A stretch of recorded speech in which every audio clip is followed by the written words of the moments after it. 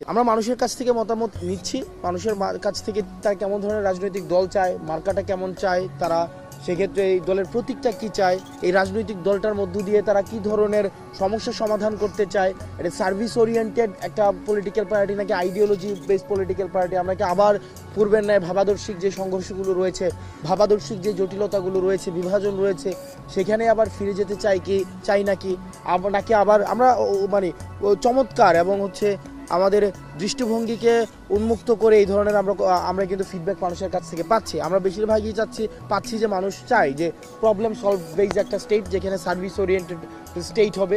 ভাবাদর্শিক যেই আমাদের বিভাজনগুলো রয়েছে, বিভাজনের ঊর্ধ্বে উঠে আমরা একটা রাজনৈতিক দল চাই।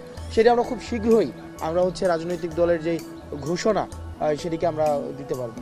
বৈষম্যবিরোধী এই ছাত্র আন্দোলনের যে ব্যানারটি রয়েছে, এই ব্যানারটি একটি সার্বজনীন ব্যানার। সেই জায়গা থেকে এই গণ অভ্যুত্থানের ভ্যানগার্ড হিসাবে এই ব্যানারটি আমরা শুরুতেই বলেছি, এই ব্যানারটি কখনো রাজনৈতিক দলে রূপান্তরিত হবে না। সুতরাং এই ব্যানারটি সবার জন্য উন্মুক্ত থাকবে এবং এই ব্যানারটি এই গণ অভ্যুত্থান এবং পরবর্তী বাংলাদেশে একটা ওয়াচডগ হিসাবে কাজ করে যাবে, যে কোনো রাজনৈতিক দলের ক্রিটিক হিসাবে কাজ করে যাবে। যদি বিদ্যমান ইনস্টিটিউশনগুলোকে আগের মতো অবস্থায় রেখে আমরা আবার একটা নির্বাচন দিই, সেই নির্বাচনটি গ্রহণযোগ্য হবে না, বা এই নির্বাচনটি কতটি মানুষের আস্থা অর্জন করতে পারে সেটি কিন্তু পরবর্তীতে প্রশ্নের মাত্রা একটু যোগ করবে। তো সেই জায়গা থেকে আমরা বারবার যেটি চেয়েছি সেটা constitutional reformation and institutional reformation, যাতে করে একটা ফ্রি ফেয়ার অ্যান্ড পার্টিসিপেটরি একটা ইলেকশন হতে পারে।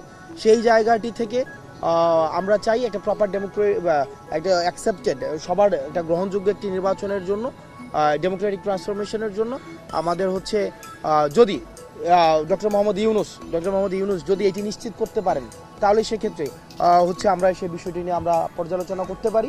কিন্তু আমরা এই বিষয়গুলোকে আমরা অ্যানালিসিস করব যে আমরা আসলে একটি ফ্রি ফেয়ার পার্টিসিপেটরি ইলেকশনে গ্রাউন্ড ক্রিয়েট হয়েছে কিনা, সেখানে সবার সমান অংশগ্রহণ থাকবে কিনা, সেটির উপরে আমরা নির্ধারণ করব যে ডিসেম্বর, এই 2024 সালের ডিসেম্বর নাকি 2025 সালের ডিসেম্বর, সেই বিষয়টি আমরা নির্ধারণ করব।